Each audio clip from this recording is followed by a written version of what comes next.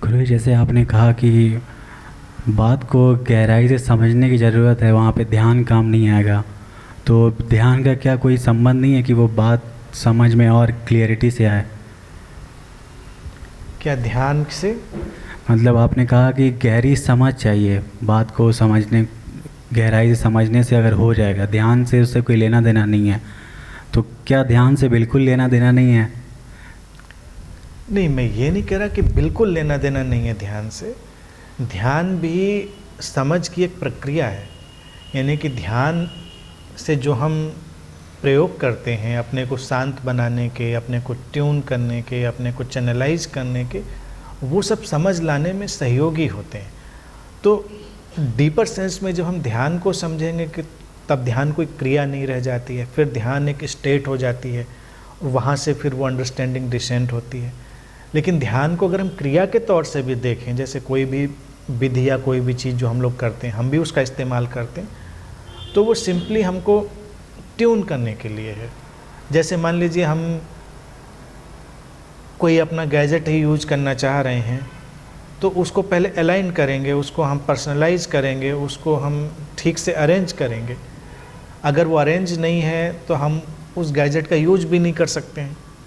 तो ध्यान हमारे बॉडी माइंड के उपकरण को, गैजेट को ऑर्गेनाइज कर देता है, अलाइन कर देता है, और वहाँ पर फिर वो अंडरस्टैंडिंग डिसेंट होती है। वो अंडरस्टैंडिंग हमेशा रह सकती है 24/7। अदरवाइज ध्यान की गतिविधि तो आएगी और जाएगी, तो अगर उससे ही कुछ होना हो तो कोई फ़र्क नहीं पड़ता। इसीलिए पैरेलल दोनों चीज़ें चलनी चाहिए। भारत में हमने हमेशा कहा कि भारत में जो सत्संग की परंपरा रही वो बड़ी खूबसूरत थी। कुछ लोगों ने ये प्रोपोगेट किया कि नहीं, ध्यान ही सब कुछ है और बाकी किसी चीज़ का मतलब नहीं। अब ध्यान को या तो बहुत व्यापक अर्थ में उनको समझा दिया जाता है कि ध्यान साइलेंस है, ध्यान एक अलग तरह का प्रोसेस है। उसके बजाय उनको लगा कि ध्यान एक कोई गतिविधि है, कोई क्रिया है, वो कर रहे हैं उसमें। तो तमाम लोग 40 साल 50 साल वही करते चले जाते हैं। लेकिन मीनवाइल कोई समझ उनके अंदर बढ़ जाती है, ऐसा नहीं होता। ध्यान के जो फ़ायदे उनको मिल सकते हैं वो मिल जाते हैं।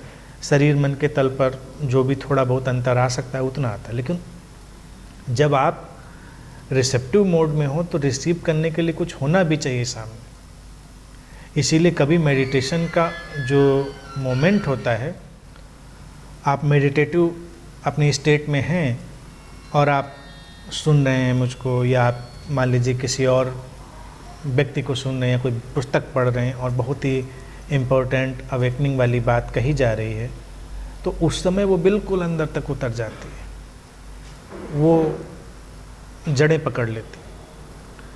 अदरवाइज वही बात हमने 10 बार सुनी होती है, हम पर उतना असर नहीं डालती। अब जैसे रूमी के वर्सेस की हम लोग बात करें, इतने सिंपल आर्डनडी से भारत में हम लोग आए दिन उन्हीं की चर्चा करते रहते हैं इन बातों की। लेकिन जब हम लोग एक मेडिटेटिव एटमॉस्फेयर में उन्हीं बातों को सुनते हैं तो वो कहीं अलग उतर जाते हैं। तो वहाँ तक ध्यान की ज़रूरत है। तो मुझे लगता है कि ध्यान और ध्यान के साथ जो विचार के तल पर या कम्युनिकेशन के तल पर भी चीज़ें हैं वो भी पैरेलल होनी चाहिए, तब बात पूरी होती है।